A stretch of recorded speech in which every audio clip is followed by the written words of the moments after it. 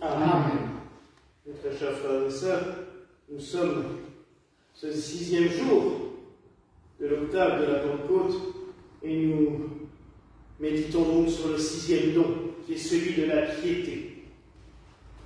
Cela vient du mot latin pietas, et pietas a 2 traductions en français, piété et pitié.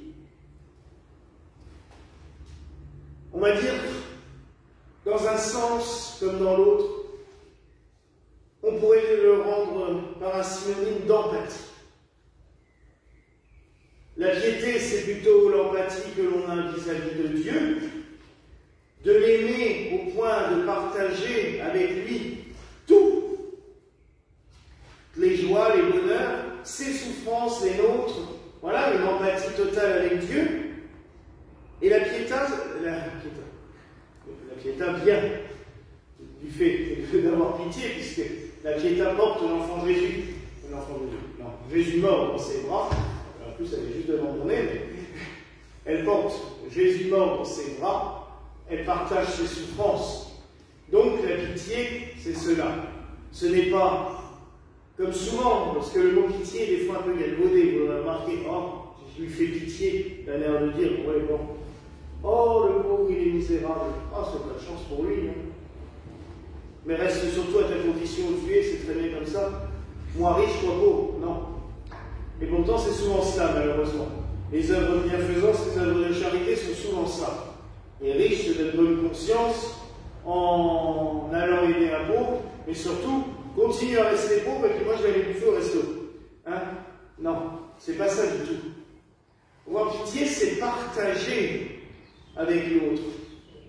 Partager ce que nous on a, mais aussi comprendre ses problèmes, ses ennuis. Essayer de se mettre à sa place pour l'aider, le soutenir et surtout l'aider à sortir de cette situation. Dans un sens, c'est ce que Noémie a fait avec Ruth. Elle a compris tout le problème et elle a aidé Ruth à sortir de sa condition en la faisant épouser Boz. Par le fait qu'elle épouse Boz, Ruth, elle peut aussi du coup prendre en pitié Noémie en lui confiant leur fils, Obed, pour ses vieux jours, c'est dit dans l'Écriture. Qu'il puisse s'occuper d'elle durant ses vieux jours, qu'il puisse avoir pitié d'elle, être en empathie pour elle et être au petit soin pour elle. Jésus, c'est ce qu'il fait aussi. Il a pitié de cet homme. Imaginez quand même les 2 de ces hommes, parce qu'imaginez la foi de ces hommes. Imaginez cette église pleine à craquer. Que personne ne puisse plus rentrer. Et qu'il y ait un malade qui soit tellement gravement malade que des hommes montent sur le toit, enlèvent des tuiles pour le descendre dans l'église.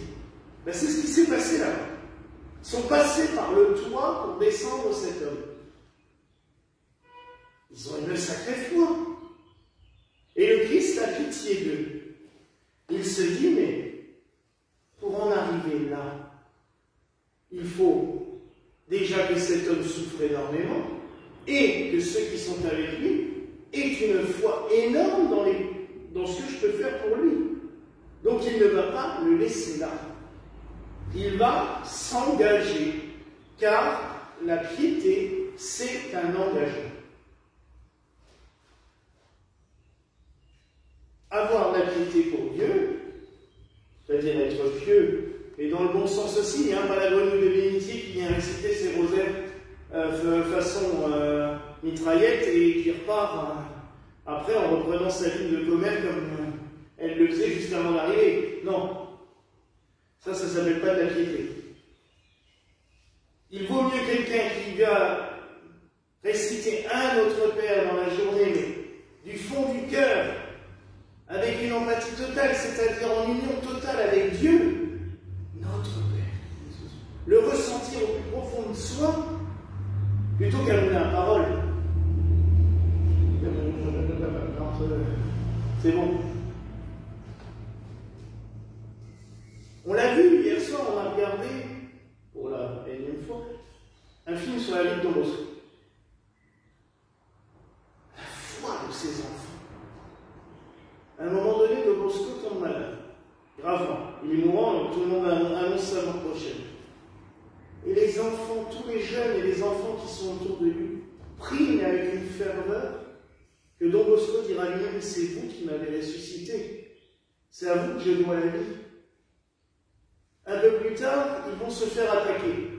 Il y a la révolution à Turin, et ils vont se faire attaquer par les républicains.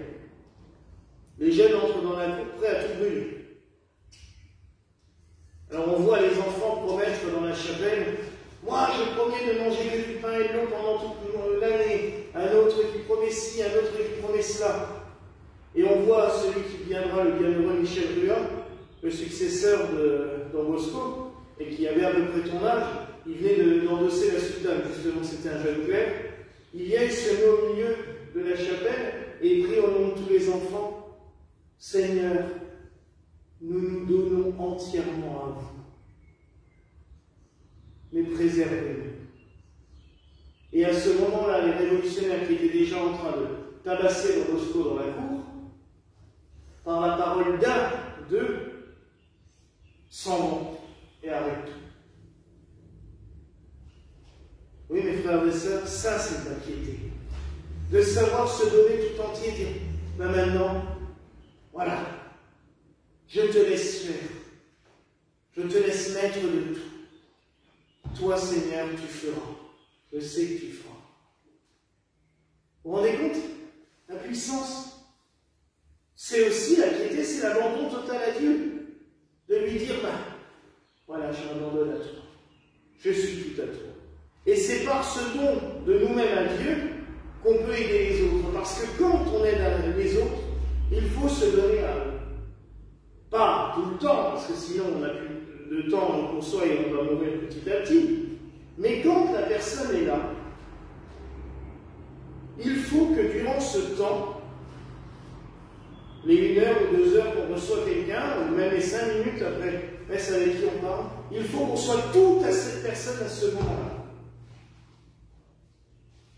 Et il faut qu'elle puisse dire tout ce qu'elle a sur le cœur sans souci. Et après, nous, on le remet à Dieu. On ne va pas tout garder dans notre sac à dos. Mais la piété, c'est ça, mes frères et sœurs.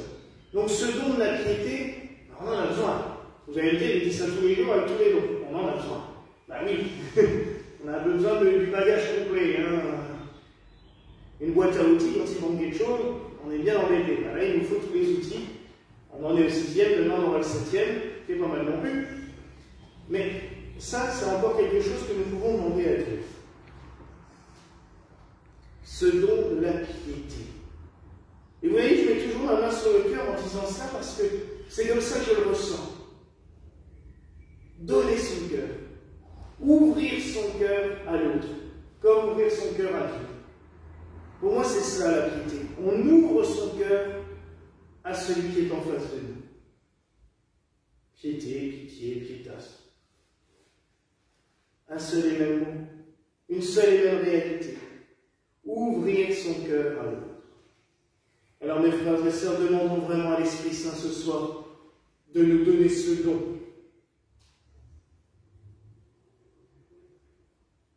Et aussi, je dirais, comme nous le disons dans le Bénédicité chez nous, et donne-nous de reconnaître ceux qui en ont le plus besoin, pour que nous sachions vraiment vers qui nous tourner. Et qui n'hésite jamais, que le Seigneur n'hésite jamais à nous envoyer ceux et celles qui peuvent avoir besoin de son amour, pour que nous puissions leur transmettre, comme de simples transmetteurs, des simples ouvriers, qui faisons que faire ce que le Seigneur nous demande, et que nous pourrons transmettre ce que le Seigneur nous a donné. Voilà la grâce que je nous souhaite au nom du Père, du Fils et du Saint-Esprit. Amen.